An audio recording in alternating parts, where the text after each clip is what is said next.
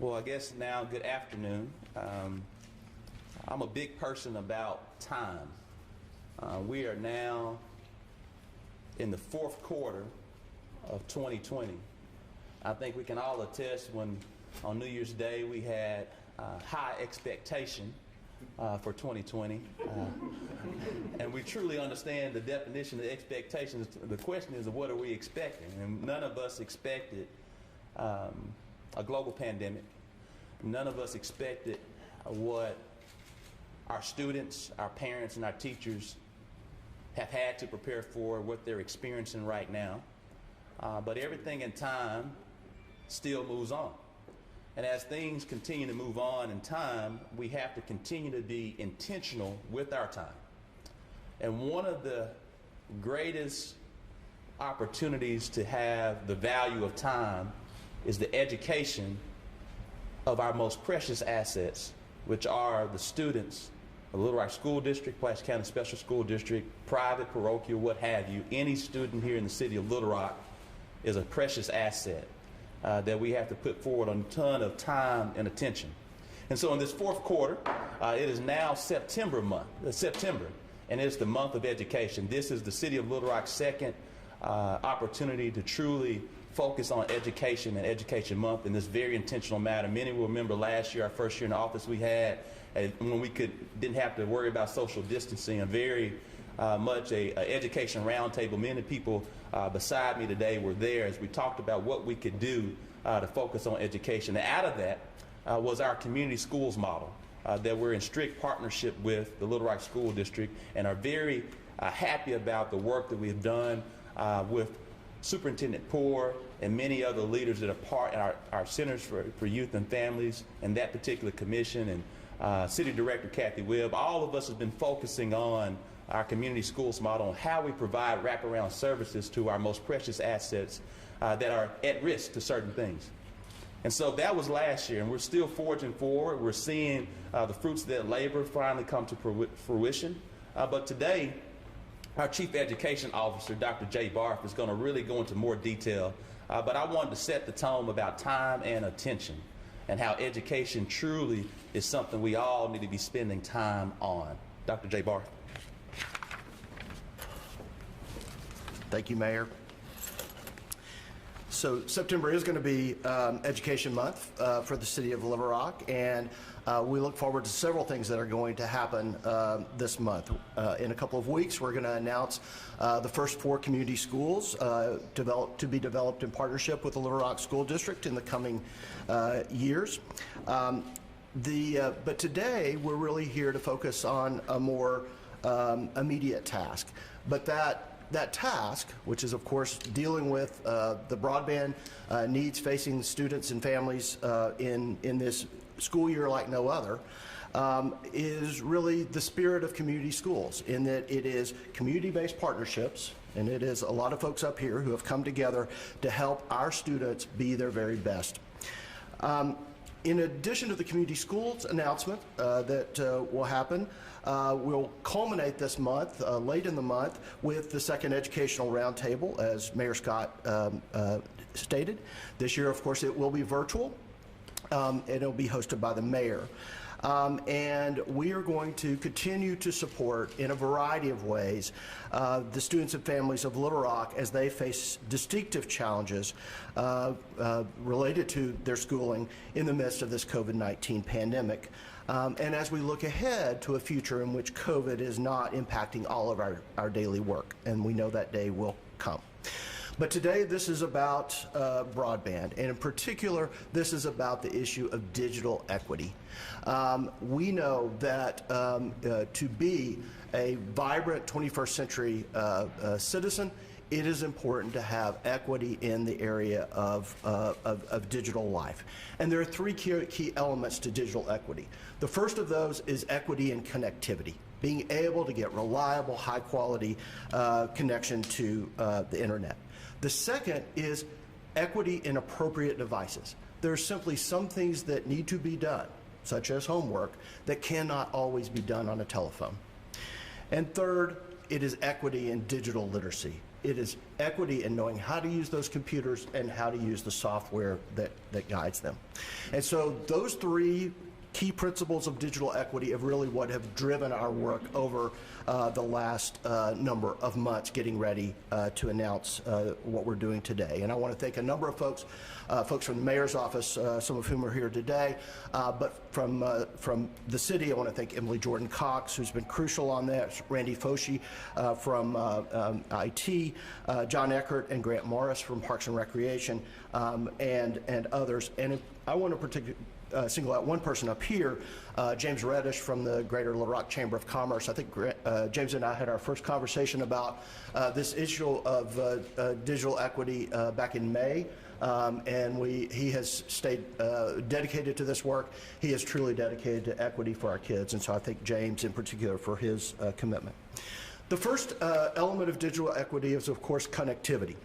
And our plan, in partnership with the districts and others, has several different elements.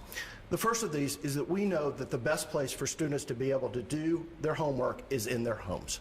That's the best place for them to have safe, comfortable learning environments. We know that a number of students in both districts are, of course, learning at home now, and so they need high-quality internet. We also know that we have to prepare for contingencies. Certain schools may have to close for some period of time, and everyone in that school may need to go home for a little while. So we wanted to be fully prepared.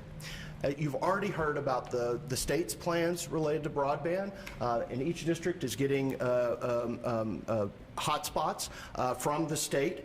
The districts have also purchased hotspots, but we in the city are helping them.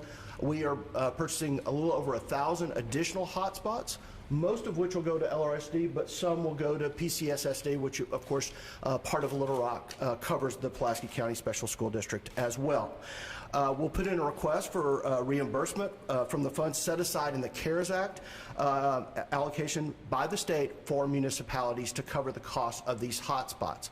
The districts will, of course, cover the ongoing data costs connected to this. But this means that I think we can be pretty confident, Mr. Poor, that pretty much any student in the Little Rock School District who needs a hotspot is going to have one. And I think that's a great thing for this district to be able to say. But we also know that in addition to learning at home, we need a variety of learning spaces in this time when parents may not be able to be home at every point in time. And so the city, also using CARES Act money that we anticipate to be reimbursed for the initial investment, we will turn 5 community centers into virtual learning centers. Now, these are going to be in place as socially distanced spaces in case we come to a point where true community spread has not occurred, but a certain school may close and we may need to allow some subset of students to come to those virtual learning spaces, use that broadband so they can learn during the day in a safe environment. And in particular, we want to make these open to learning pods that have developed especially for working income individuals. The third element of this is we're continuing to look at other city-owned facilities to allow more public spaces for the use of broadband, with a special attention on outside spaces, which I think we all know in this distinctive virus are a particularly attractive place. So we're continuing to work on that piece. That's the one piece that we can't finalize today, but we are continuing our work there. In addition, we are here at a Central Arkansas Library System site.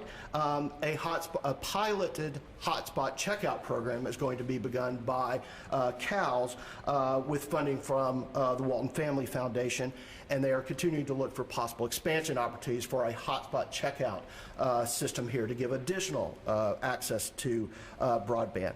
But it's also important to note that a lot of other community partners are continuing their work in opening up their parking lots and other for immediate needs. Children's Hospital is opening their parking lots, for instance.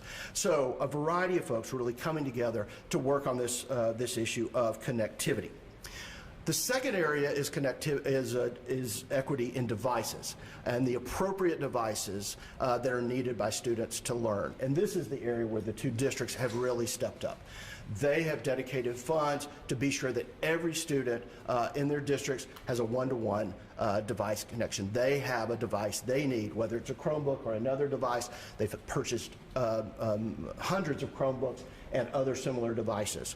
And so we have, I think we can fairly say, a great start on digital equity when it comes to connectivity, and we have digital equity when it comes to devices.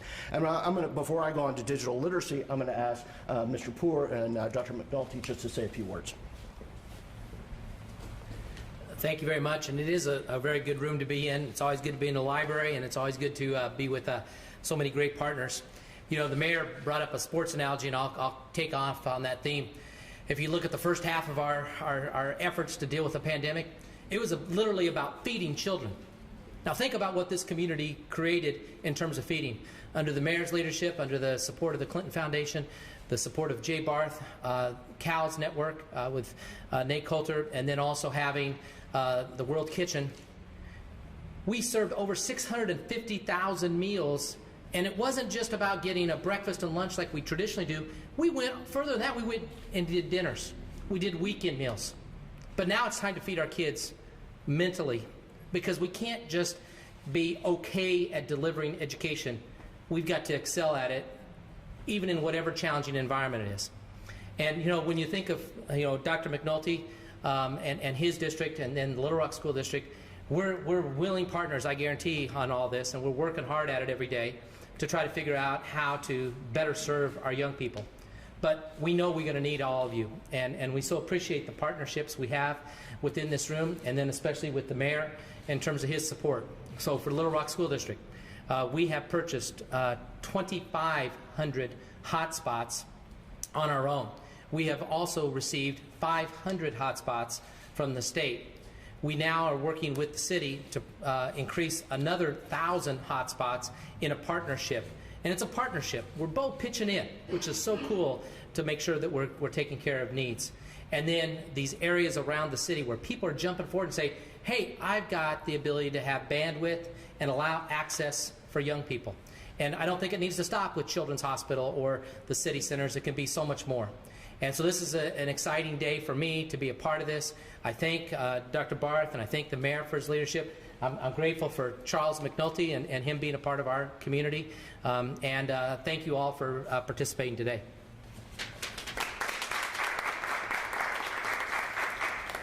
Well, thank you both. That was very powerful.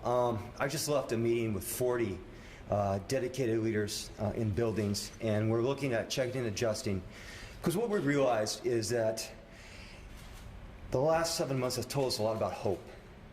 And with the city and the mayor, infrastructure is key. It has told us about the opportunity gaps. It has taught us what we need to do for our children. But it starts with the access of hope. And, you know, we're working with partners with churches. I want to call out Pastor Harris and Deputy Smith, Superintendent Smith. They've done an amazing job of making community connections with our churches. But this is where we need to stand. We need to stand with a hope for the future, and a hope that reaches our children in their homes, in the school, community areas, wherever they need to be served. That's where we need to go. So thank you. Thank you both. We know that just being connected and just having devices isn't enough. Parents also need to know how to use computers and have to use software that is not familiar to them. And so, excitingly, we have developed a partnership with the Arkansas Regional Innovation Hub to provide virtual classes to parents and computer usage and software to provide a hotline for students and parents in both English and Spanish. This is funded by the Schusterman Foundation out of Tulsa. And super excited that Dr. Chris Jones and everybody else at the Arkansas Regional Innovation Hub is part of this. Chris, you want to say a few words?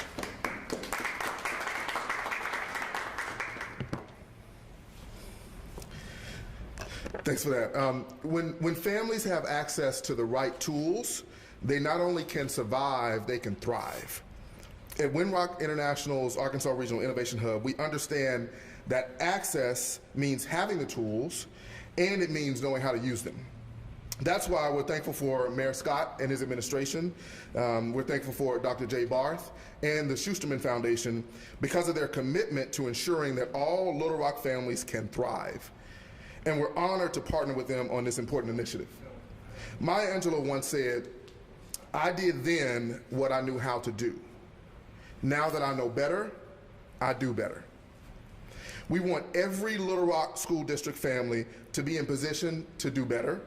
And that's why it's so important for families to know how to use the online resources. Thank you.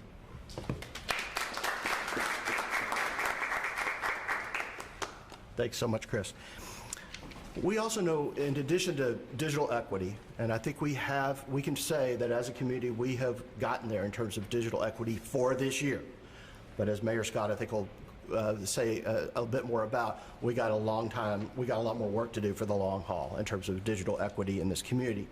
But we know this year is a distinctive year, and parents and students needed additional supports through virtual services to be able to be the best supporters and learners during this year.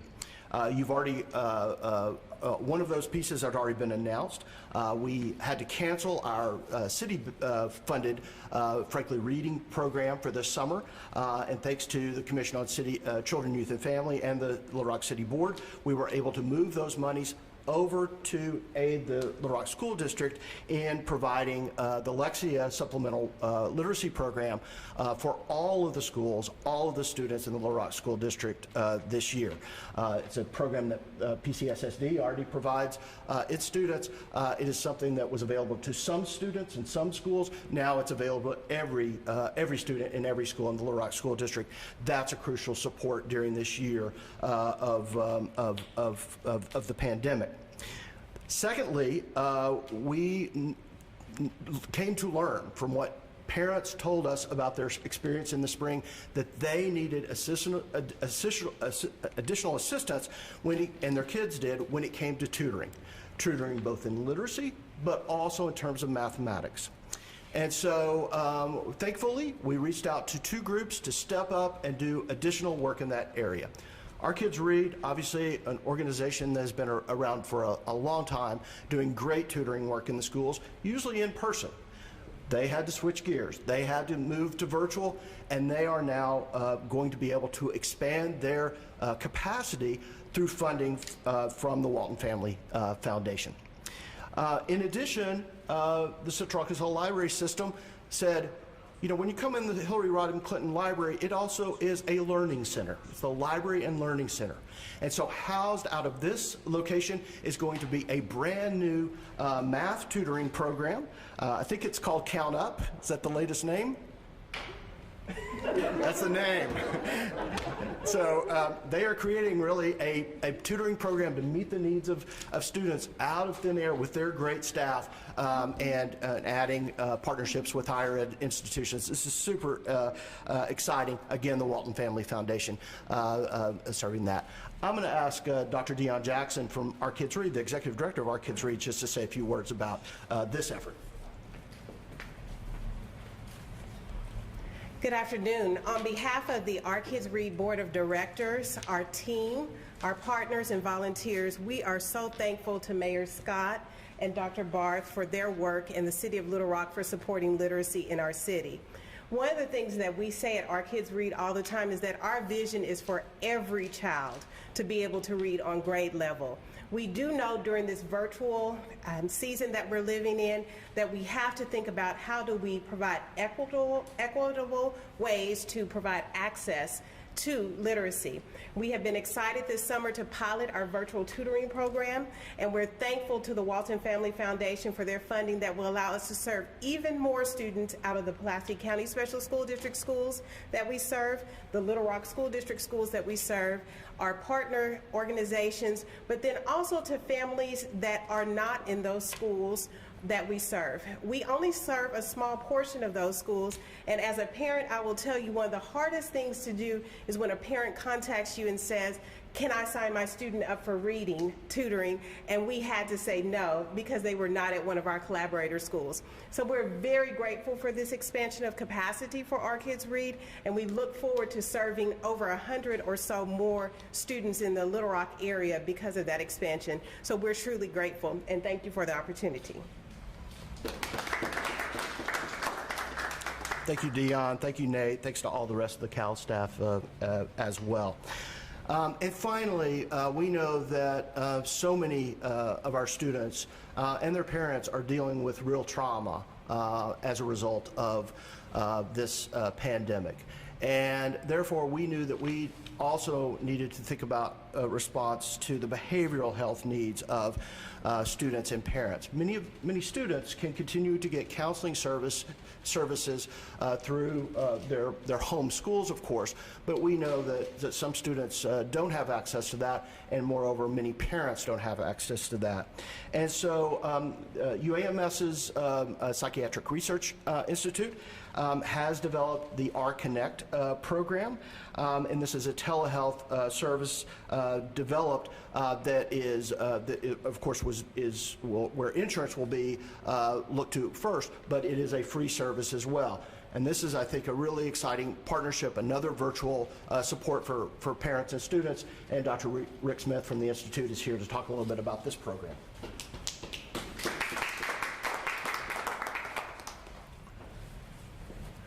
Thank you, Mr. Mayor and Dr. Barth and other city and school leaders.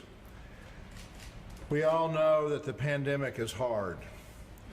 It's hard on kids, hard on families, hard on teachers, it's hard on everyone. Also, the pandemic is going to last longer than any of us thought 6 months ago. This may be the new normal for many months to come.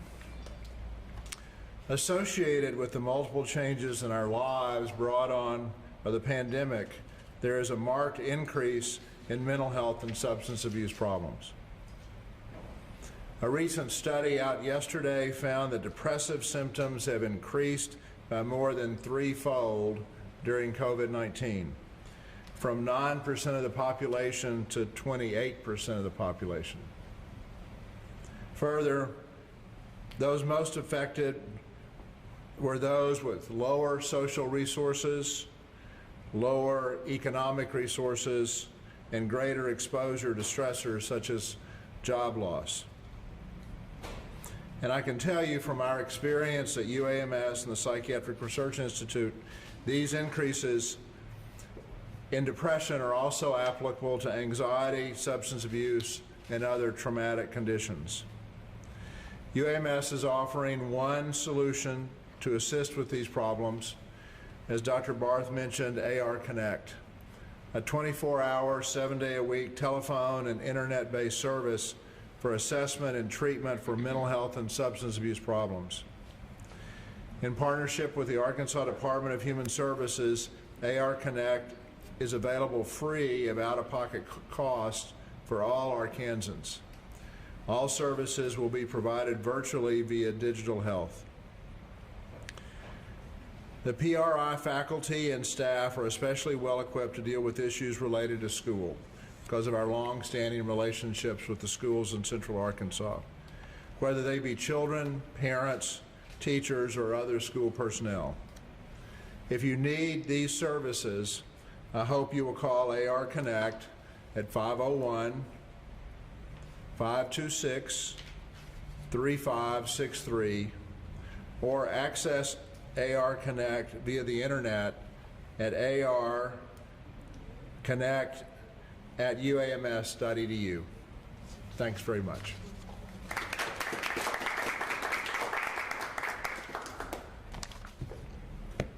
As we get ready to come to a close, it's always befitting to make certain you acknowledge those that have been in the forefront advocating on behalf of education here in the city of Little Rock and Central Arkansas region.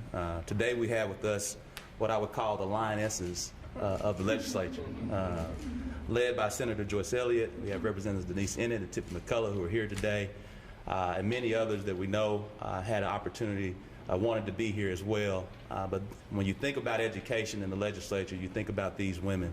And we're grateful for them because they are always individuals and leaders that are not only advocates, but they're also counselors here to the city of Little Rock as we try to strategize on how we can be more intentional to help achieve greater educational achievement here in the city of Little Rock, because we understand we're fortunate to have 2 school districts in the city.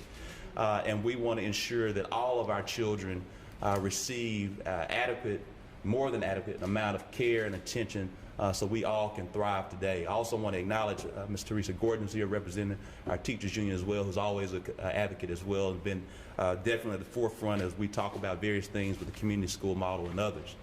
But that being said, as we talk about today and coming to a close, something as I kind of survey the room, we have Central Arkansas Library System, Innovation Hub, Arkansas Reads, we have UAMS, we have our 2 school districts, our Chief Education Officer. What you see beside here is a team focused on strategic partnerships for who? Our children. We understand, as we talk about uniting this city, and I often say, and people get tired about it, moving from being disconnected to connected, this is the period of where you see true connectivity. And we understand that true connectivity is built with the bridge of equity, access, equity and access. Today we've been talking about access.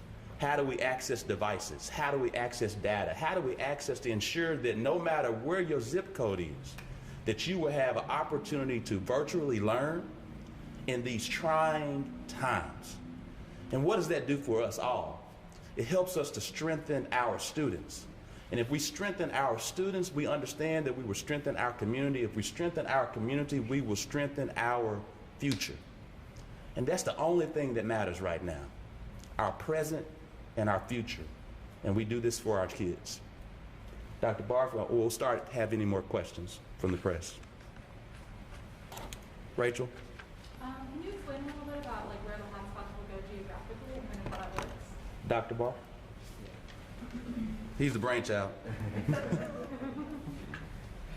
I think each of the districts has come up with a plan for getting the devices, the hotspots, in the hands of those students who directly need them. I think in LRSD, they're working through the school counselors primarily in the individual schools to identify those students.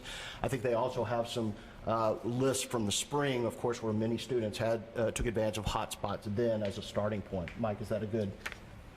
And I'll let Charles say it. I'm going to be real quick. He's spot on, but I kept thinking one more thing I wanted to share is, we've gone from $48 a hotspot, okay, for a data plan, and thanks to the efforts of James Reich and Jay Barth, our hotspot type costs now are under $20. Okay, so you think about what that means in terms of access. So sometimes we forget about the business aspect of this as well. We can be all intentional about it, but we've got to also figure out the business end of it, and it also helps our Spanish-speaking families in particular who can't necessarily get it through the cable provider. It just isn't possible. And so these hotspots coming through, having our counselors hands-on, it all works. And again, I want to thank the Chamber and Dr. Barth. Really the same answer. We're using our instructional technology team and then working with the building principals within the city of Little Rock to provide, again, those hotspots that our students so need based upon what we found out last March. Next question. Rachel? Do you know yet which community centers in the city will be serving as virtual learning centers and how they'll be staffed? Yeah, I do. I knew somebody was going to ask for that complete list. I know I can name 3 of them, so I don't want to start. They are all located on the south side of town. That's what we saw from the spring in terms of where families were that lacked access to broadband. So we wanted to put the centers in those parts of town that were most in need. I can get you that list, and I can email it to you. Thanks. Who's going to be staffing those centers? That will be Parks and Recreation staff, that will be in that. We're that is very much a work in progress in terms of the opening of those centers. Those centers, as you know, are closed at present. We want to be sure that the broadband is in place. It will take a while for that to happen, but it will be city staff who would be in the lead in that. So more to come on the details of those plans once they get established. Do one last question? Seeing none. Oh, Rachel. Can you explain a little bit about how the Chamber of Commerce had a role in getting the cost down? Was it negotiation or identifying it? Well, I'll speak just a little bit to it. The city, repeat the question. The question was, how was the chamber involved in helping to get the costs down along with the city of Little Rock? As you know, the city of Little Rock has a strategic partnership with the Little Rock Chamber. James Reddish, one of the EVPs there, has always been involved in a lot of different efforts from strategy and innovation. And so Dr. Barth and James Reddish have just been working heavily with a number of our providers in the area to get those costs down. And secondly, we also have been utilizing our procurement kind of opportunities to kind of leverage those costs as Superintendent Poore shared kind of that business model, what they could do for 48, but when we team up together, we can get it at 20. So James, you want to share anything else? Thank you, Mayor. I mean, he covered it, but I do want to commend some of our business partners in the community who saw the need, who bought into this question of equity and really looked at it through that lens first, and we were able to get to a number that ultimately would help the most number of families and students have access. So I'm grateful to all the carriers who came to the table and were willing to work creatively with the team here to get the job done. Thank you so much. Everyone have a blessed day.